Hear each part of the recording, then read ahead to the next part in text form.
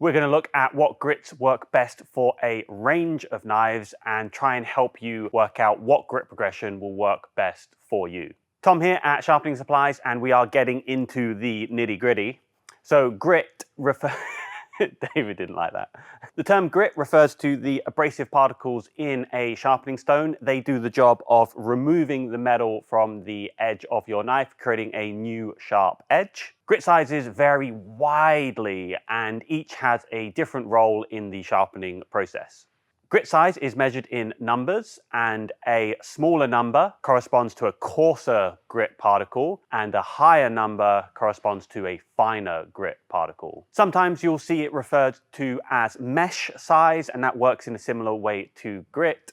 Higher numbers mean smaller particles, and smaller numbers mean bigger particles. You might also see grit measured in microns. In this case, a smaller number means a smaller or finer particle, and a larger number means a bigger or coarser abrasive particle. In this video, we're going to be using the Nanohone Superbite Waterstones. They have 7 different grits available: a 200, a 400, 1000, 3000, 6000, 10,000, and a 30,000 grit stone. Other stone lines might have different grits available, but the nice thing about the Nanohone one is that it will cover pretty much all of your needs without being too excessive. On the back plate, these stones have the abrasive size in microns and grit, plus the plates are color-coded, so it's really easy to tell what stone you're working with. The plates also have these 2 little holes in them, and these will secure the stones to the Nanohone stone stage. There are 2 different stone stages. One is smaller and lighter, but we're going to be using its bigger brother, the 4-pound stone holder. There are 1, 2, and 3 stone stage ponds available. We're going to be using the 1 stone stage. These do a great job of containing the slurry that occurs when we're sharpening with Waterstones. If you've already got some Nanohone Superbite Waterstones, let us know. What grits do you have? If you use something different, let us know in the comments. Let's start with the coarse grits. Typically ranging up to about 600 grit. These stones are essential to the sharpening process. We find that one of the most common mistakes beginners make is that they don't have a coarse grit in their sharpening lineup. So for knives with chips, nicks, or significant dullness, coarse stones remove material quickly to restore the edge ready for further refinement. If you've decided to change the sharpening angle or modify the geometry, then coarse grits are great at aggressively removing material and really speeding up that process. Also, if you're a little bit more advanced in your sharpening journey and you're thinning your knives, then coarse grits make that a lot quicker and easier to do. So the aggressive nature of coarse grits means that they remove material quickly, which can save you a lot of time in that initial part of your sharpening process. By quickly addressing the most significant imperfections and reshaping the edge, the coarse grit stones, they set the stage for further refinement, making it a lot easier to work with your next stones. Coarse grits, they also tend to be a little bit cheaper, so they will save you wear and tear on your more expensive, finer stones. Maintaining a consistent angle during sharpening is crucial, and since you can shape the edge with fewer passes on a coarse grit stone, then you're more likely to be accurate if you set that angle on a coarse grit compared to trying to do it on a finer stone. Now, while coarse grits are an essential part of the sharpening process, there are a few limitations to consider.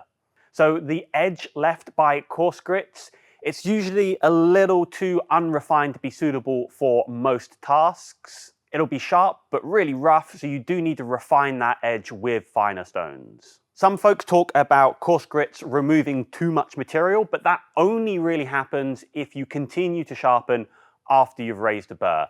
Really easy way to get around that is just to make sure that you're checking that you've raised a burr frequently throughout sharpening on coarse stones. Now, these stones will probably see the most amount of use.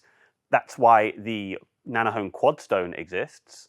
Typically affecting Waterstones, coarse grits will dish out a little bit quicker, so you will need to maintain them with a flattening stone a little bit more regularly.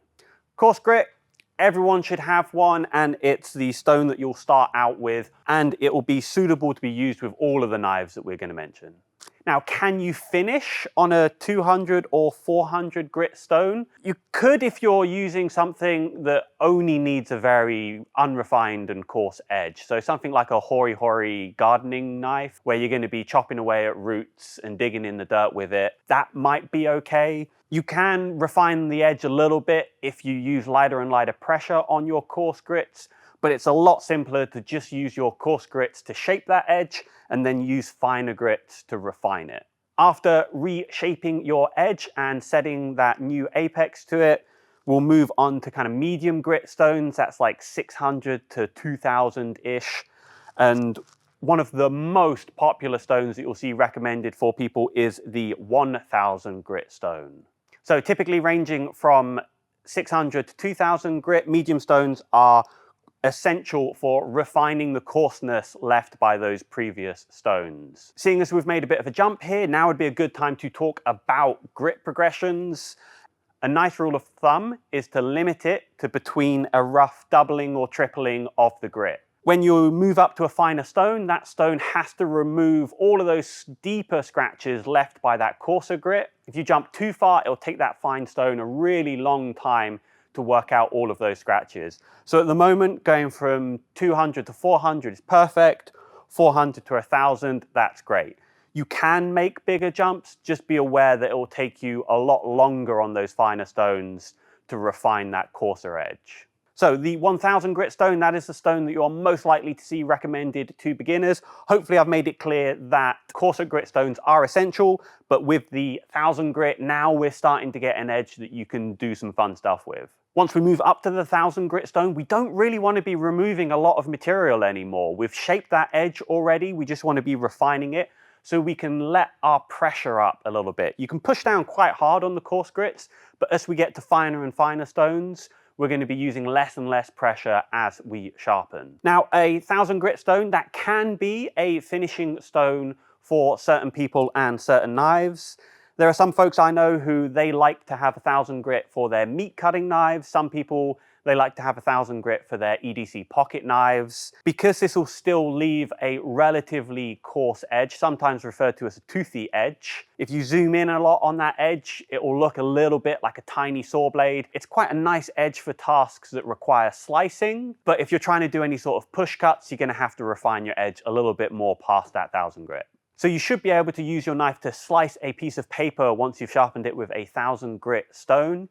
That's a great test to do. If you can't do that off of your 1000 grit stone, stick with the 1000 grit stone until you can.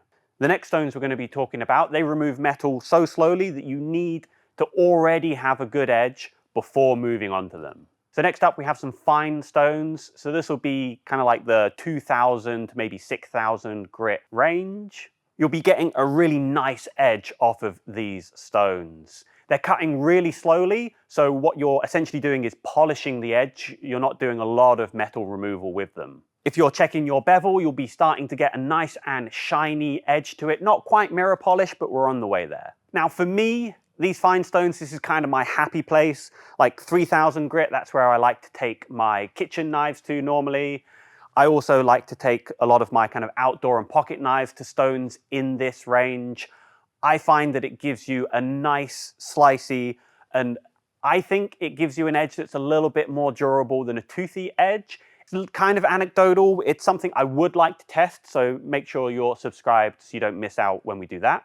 So these fine stones, these are great for finishing a wide range of knives, but we also have some extra fine stones. So make sure you move through these fine before you jump to the extra fine. These are for anyone who wants to get the absolute best out of their knives. There are a few common uses for them. One will be straight razors. You're cutting the hair against the very sensitive skin of your face, so you want a very refined edge. 10,000 grit is a nice finishing stone for straight razors, so is the 30,000 grit.